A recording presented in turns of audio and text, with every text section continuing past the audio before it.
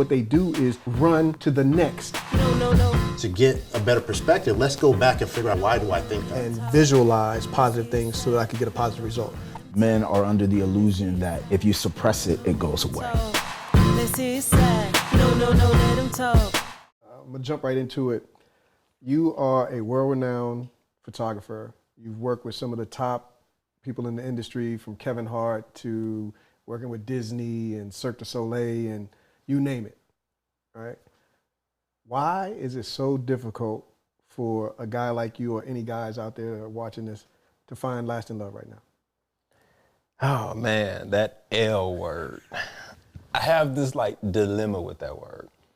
Because for me, it's like, does that actually exist?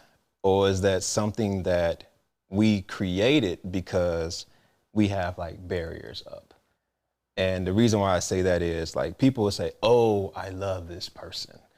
And it's because they've let down their walls. Hey, hold on. So you're referring to the lasting love part. That's what you're talking about, right? Yeah, I'm just talking about love in general, that Okay. word in Okay. general. Okay. Like that feeling that people talk about or whatnot. And the reason why I personally feel like from just me like looking at how human behavior is, or just even myself, you tend to like that significant other more and more and more because you're starting to like trust them more, or you're starting to like feel like you can open up to them, or you starting to feel like just you can be yourself.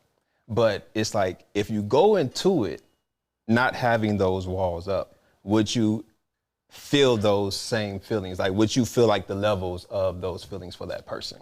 So like, when I go into like relationships, I don't try to go up guarded.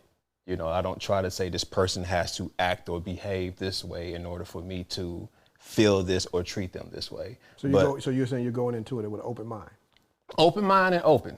Whether if I get hurt or not hurt or whatever, like I try to. I can't say I'm perfect at it, but I try to or whatnot. Okay, so where did that come from? How did you develop that ability? Because that's a tough one. Man, that just honestly came from me just deconstructing myself. Okay. Or whatnot, just deconstructing my psyche, just me looking at how I used to date.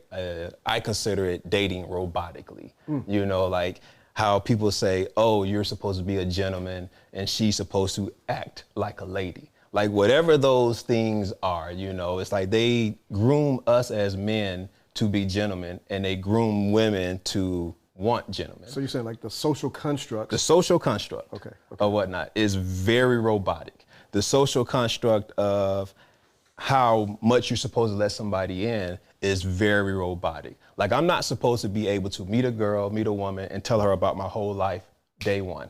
I'm supposed to like hold off or whatnot. I'm supposed to hold off showing emotions. I'm supposed to hold off feelings. I'm supposed to hold off certain things because, oh, I don't know this person. And it's like, why? Like we're groomed to automatically be closed off. And you're saying that's something that you don't believe in? I don't think it's helpful in the grand scheme of things, but I can see why people think love exists because of them being closed off and them pretty much allowing their walls to come down. Because every time a wall comes down, oh, I like this person a little bit more. Another wall comes down. Oh, I like this person even more. Another wall comes down. Oh, I like this person even more. All the walls come down. Oh, I'm in love now. And it's like, you could have had that possibly from the beginning if you just didn't have those walls up. So does it really exist? Like when I say exist, I mean just naturally exist. Or did you create it so now it exists? You're saying, does the love naturally exist or the barriers to love naturally exist? Does that love, like does that feeling naturally exist, or is it something that was created so now that you created it, it exists? If that makes any sense. So, okay, so let me kind of break it down because I want to make sure I'm on the same page as you. So let's use a scenario. You are at a shoot and there's a nice looking young lady that you're attracted to and you feel energy from her that she may be attracted to you, right? Take me through what you're saying as far as I'm attracted to this person. I now want to get to know this person, but because of how the social norms say I'm supposed to play a game? Is that what? It's all the game with the social norms. It's all the game that you're supposed to play. Okay, so how would you see a nice young lady, you're attracted to her. Are you saying the attraction is equal to you feeling love? Is that what? Like, once again, what is love, Jeff? Like, what is it? Like, I understand the attraction of wanting to smash or whatnot. Like, you see physical. her, So, that's physical. Okay, the so physical hold on. or whatnot. So for the sake of this conversation, we have to address love, and that's what I want to do right now. Yeah. So there's levels of love, right? So are you talking about the highest level of love, or are you talking about a surface level of love where it's based on something that the person does for you, then they earn? Are you saying this is an earned thing, or are you saying this is? Every time I talk to somebody about love, they usually come from a place of it's earned. Like, nobody that I've really spoken to say they go into it loving someone. With no conditions. There's conditions, unconditional. okay. Well, unconditional, I don't know who does unconditional, but I do. But so there is a such thing as it's called agape. So agape is the highest love. That's unconditional love, right? Are you saying you haven't experienced that? To me, in order for somebody to say they have unconditional love for someone, that love has to be tested in the most extreme way. And I don't think a lot of people have been tested in the most extreme way for that. You just put a condition on it. You just put a condition on it. What you mean I put a condition on it? You're saying that the love has to be tested. That's a condition. How can you say you have unconditional love for something, which means that no matter, I guess, let me figure this out. What's unconditional love to you? What does that mean?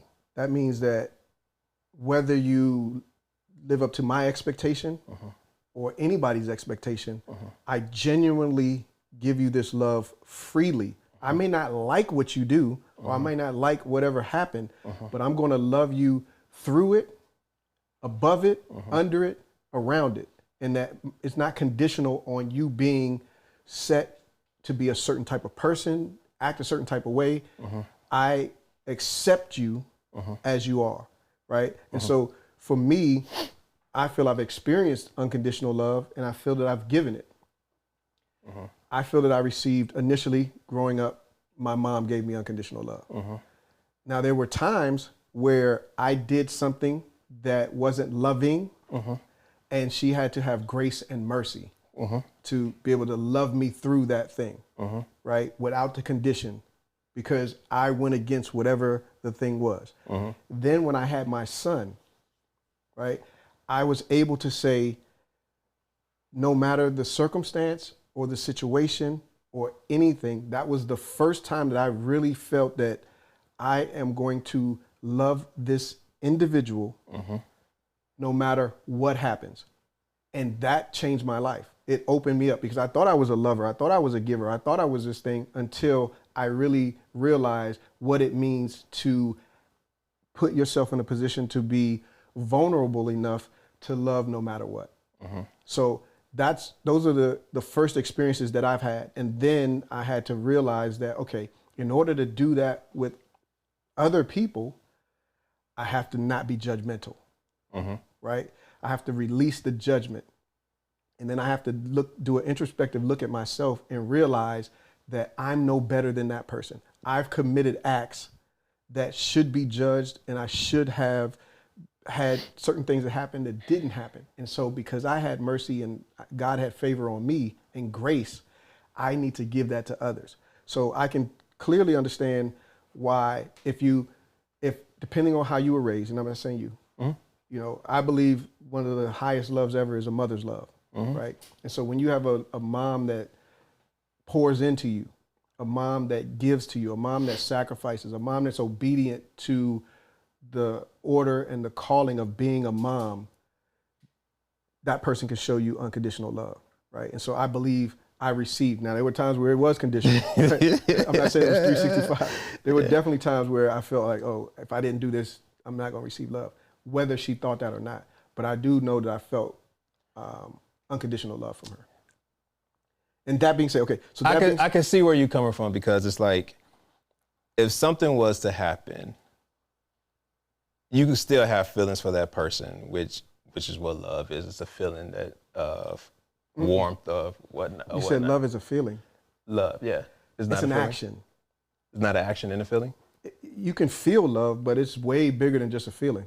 No, I understand that, but I'm saying it's both. Okay. Or whatnot. And usually the feeling, to me, if we were to speak on unconditional, that's the one that will always be there. As far as the action, like, I feel like if you could say all you want to say about your son and your mother, but if those two people have never done anything very heinous to you and to other people, to test that you would actually show them love action-wise, then it's like, to me, it's just like, it's like words, essentially, at the end of the day. And for them to test that, it would be such a horrible thing to do, because most of the times for you to be tested to that point, it has to be something very heinous. Like if your son just took you about in a way and just tortured you, cut off your toes, cut off your hands, and just did everything, and then did it to your wife, and then did it to your daughter, and then did it to like your friends or even your mom. I'm saying crazy stuff, but it's usually things that will push you to the edge. That's why I say it's conditional to a point, but the feeling that you still love your son, even though he may be doing those things, that would be there. I can understand that being there. Let me say this. There are times where my son has done things and the feeling wasn't there. But there's something beyond a feeling. It's called a commitment. I'm committed to him in a way, and that was one of the first commitments that I'm committed to him in a way that I've never been committed to anybody else. That started to change my life for me to understand now how to love other people, right? Because I didn't know that I was self-centered, egotistical, because I'm living with me. It's just me, right? Now I'm accountable to something outside of me. I'm accountable to this baby boy, right? And I have to work to help him grow. Not saying I'm the best at it, but I committed to being there and loving unconditionally. So an example, you don't think that he does things to make me upset or disappoint me, right? Yeah, but it's like it's small. But if it's a feeling, I'm going to take it away every time he does that. He taught me, God used my son as an example of what he did for me, right? The love that I have for my son, believe me, it's not because he does everything the way I want him to do it or the way that I think he should do it. That being said, I understand now that this is one of the ways that God chose for me to learn how to love beyond a feeling, right? And so when I committed to that baby to do what I understand to do, and it's a learning process. Love is an action that requires you to show up every day. So let me ask you this, because you sound like Will Smith right now with what he said about Jada. Did you see it? No, you laughing, but like he going through some. I can't say he's going through some stuff. People are thinking that he's going through stuff with Jada because of all of the stuff that she's doing, like with her book and the stuff that she's saying, bringing out, all of that stuff or whatnot. And what he said sounds like what he said to her about his commitment to the marriage. Okay. Or whatnot. And my question to you is, if it's something that someone is continuously doing and is hurting you and causing you torment in your life and pain in your life and you're suffering, like you're literally suffering, you're not happy, it's costing you financially or it costed you financially and just made your life go from super happy to just sad because it's always something. Do you stick around because of the commitment and you want to keep pride in keeping this commitment? Like, do you continuously suffer? So let me answer the question, right? So first thing is, the one thing I say when I learned this, it changed my life too, right? So just like you have a key And that key is set and created for a specific type of lock, right? Now, just because you have a key don't mean you should go around putting your key in any lock, right? Because hold on, because just because you can do it and it can fit in there doesn't mean it's going to unlock anything, right? What can happen when you put your key in the wrong lock? It can get broken, right? It can get jammed, right? So that's what's happening in a bunch of relationships, right? People have put their key in a lock where it should never have been. Yeah. And now they got to deal with the consequences and the repercussions, right? And so some of the consequences and repercussions of putting your key in the wrong lock means you can get jammed up, means you can get broken. Yeah. And so when people get broken, what do they need to get? They need to be healed, right? And so a lot of people don't want to go through the process of self-introspective and realize that they had a part to play in it. The person can only do what you allow them to do. So I have put my keys into locks and had to suffer some of the consequences because I wasn't obedient. I was willing to sacrifice my time, my resources, my body to get to know this person, but I should have never put myself in that position to get to know them intimately or romantically. I should have kept them as a friend, right? And when I cross the line, I have to deal with the consequences. A lot of people don't want to deal with the consequences that come from the choices and decisions that they make. And so what they do is they run to the next. And so they become wounded. They become hurt over and over and over again. And when they do meet the right person, they got all this baggage. They have all these issues and challenges that came from them going to the wrong people at the wrong time and not taking responsibility. So when I started to take responsibility and say, it's not just my wife, I play a part in this. It's not her. Yeah, she may be doing something that I don't like or something that I don't appreciate, but it's a mirror for me to look at myself and say, why is that bothering me, right? Just like gold in the furnace, the dross rise to the top and you scrape it off. When you're getting scraped or getting pruned, it doesn't feel good. But what comes from it is amazing. So a lot of people don't want to go through the process of understanding that, okay, I do want to date. I do want to meet someone. I want to share my life with someone. This baggage that I have from the other 5, 15, 20, 100 different females that I had. That's a lot of people, man. A lot of people out here are dating, right? And so, you know what? Yeah, I've probably been through a couple of hundred. Yeah, you're body right, count can be high. Yeah, because if you just talk to that person for a couple of weeks, you're still dating. Yeah, right, and there's soul ties. Yeah. Right. So a lot of us have entered into a couple of hundred people dated, not slept with. Just gotta be clear. Hey man, just gotta be clear. So what I'm saying is this is just for people to understand and for you to understand that, yes, love is not easy, right? It's not an easy thing. There's a lot that goes into committing love to someone. But part of it is you're not gonna feel good. You're not gonna feel like loving the person 365, 7 days a week, right? It's not gonna happen. So what happens, this is the next question. What happens? Well, let me answer the first one on why I haven't, because you asked me that and I went into the whole, so let me answer the question why I haven't. I haven't found it because I'm looking for someone who can communicate effectively and efficiently and openly. I haven't found it because I haven't found somebody that can like take accountability or whatnot. So like communication is, to me, like the number one thing that I have to have. Because if I can't talk to you and if we can't work through things, then it's just not gonna work. One of the biggest things is active listening. Like, the issue that I come across is I'll be listening to them and they pretty much aren't listening to me. Like, I'm asking questions to try to understand where you're coming from. But even just asking questions like, hey, why do you feel that way? Why do you think that way? Where did that come from? Trying to get that out of them. It's like defensive or whatnot. Okay, so thank you for the answer. Let me jump in a little bit, right? And I had to deal with this. I'm going to use myself as a personal experience to your answer to the question of why some may, I'm not making excuses for anybody, My wife is an English major, right? Prolific at writing, right? Grammar inside and out, right?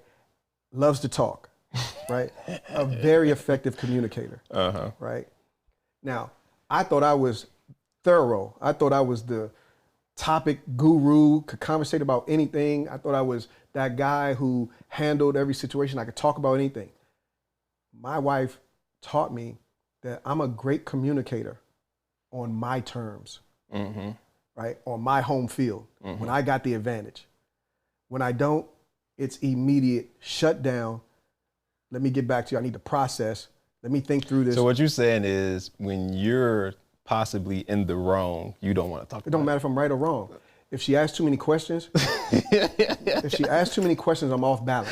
Yeah. Because it starts to sound like she's a detective, she's a private eye, she's CIA. See that, and that's what I'm talking about. So like for me, if the person if they understand communication, you already understand that me asking questions, because I've had this said to me, I feel like you're interrogating me. It's like, no, I'm not interrogating you. I'm trying to understand you. Okay, so y'all both can be right at that moment. You aren't interrogating her in your mind, but she's feeling interrogated from her experiences and from her shortcomings. So same thing with my wife. She's not trying to interrogate me. It took me some time to get to that place because I thought she was interrogating me, right? Now the fact that I became aware that she's not doing that, I still got to deal with the fact that I don't like it. I have to bring my emotions down, right? I'm learning, this is on the job training, right? I'm learning in the moment like, oh, I'm starting to get this feeling. I don't like this feeling. And my normal way is to either engage or get out of there, right? And so I'm not in the right place to engage. So my next thing is let me get out of there. Let me come back. Let me go to my cave. Let me process, because she's throwing jabs and hooks and uppercuts at me with love, right? It's not that she's being any type of way, but to me, I'm taking it as it's combative. And my male instinct rises up and like, oh, I got to treat her like a guy. That's the only way to back her down, right? And so that's the wrong way. I had to realize, okay, I got to bring myself down. As long as she's not disrespecting me, as long as she's not talking loud, she's telling me what she needs in that moment. I just may not be, I may not be in the place to respond in the best way for her to receive it. So what I'm saying to you is that sometimes you're both right. You're not interrogating her, but it feels like it. And so do you want to win? So do you want to win? I understand that. Or do you want to build So a the bridge? reason why I'm still single is I'm not trying to deal with somebody with that mentality. Because to me, it's two things. It's either A, you want to learn to get to where I'm at, or B, you're already there. Dealing with C, I'm sorry, which is how you came into it with your wife, it's just too much work, man. It's tiresome at the end of the day. But hold on, it's work either way. Yeah, here's the thing. I don't mind working to accomplish, to get past whatever we're getting past. The issues I come across is I'm just working to get to the point to try to work to get past to what we're trying to get past. Gotcha. That is so tiresome. And especially just dealing with it consistently. And I know how I am as a person. It's like, okay, I understand communication is my number one thing. Everybody has their number one thing, right, and everybody has their preferences. And for me, communication, just being able to do that, to me is very important, because I'm going to do some things that you aren't going to like, and we're going to have to talk about it. If I can't talk about that with you and you're just going to make assumptions and you're not going to ask me questions about your assumptions, like I don't mind you making assumptions, that's fine. But as long as you ask me questions to make sure that your assumptions are what they are, I'll let you know, like, yeah, that's how I really feel. Like, yeah, that's how I feel. I know you don't like it, but that's how I feel. Or I'll say, no, that's not what it is. Let me explain it so that you can understand, so that we can move on. So what I'm hearing from you is you have a standard, right? You have a criteria, and your emotional quotient is so high. You're emotionally intelligent, right? And you can articulate. So there's certain people that are already there. And so that means that you may have to scratch, 40, 60, 60% off the table. These 60% don't even, I can't even be willing to date them because they don't have that level. Bruh, I'm gonna be honest with you. And it's not a gender thing. Like, I don't date men, but just with my male friends and the males that I come across, neither gender has that. It's like a social pandemic that people just don't know really how to effectively communicate. And I'm not saying I'm perfect at it at all times, but here's the thing with communication. If I say something and I'm in my emotions and I either misspeak or I say some messed up stuff, I probably shouldn't have done that. That's not good communicate. That's not good communication. That's not effective communicating. But in turn, what I would do, because I am good at it, is I'll admit to my mistake. I'll take accountability and I'll be like, you know what? Yeah, I understand where you're coming from. That is what I did. I probably shouldn't have did that. So let's work through that. I don't just I don't gaslight the person and make it seem like they're crazy. I don't do any of that. I take my accountability and then we are able to hopefully continue talking and move on with the situation. Not saying move on and just forget the situation. No, we continue talking about it. So I can't say I always come correct. Like, yeah, I'm a human being. I may come emotional sometimes or I may cuss, you know, that's in I cuss. I like to cuss, you know, it's in my vocabulary. And I know I understand that makes people feel a certain way. So I understand I up at sometimes, but the thing is, I'll take accountability for my mess ups and we can still talk about the situation. So I can't say that I'm always perfect, but I can say I'm almost perfect at communicating in that way. Not saying I'm gonna start it off right, but I'll take accountability for my mess ups and then we can work through that or whatnot.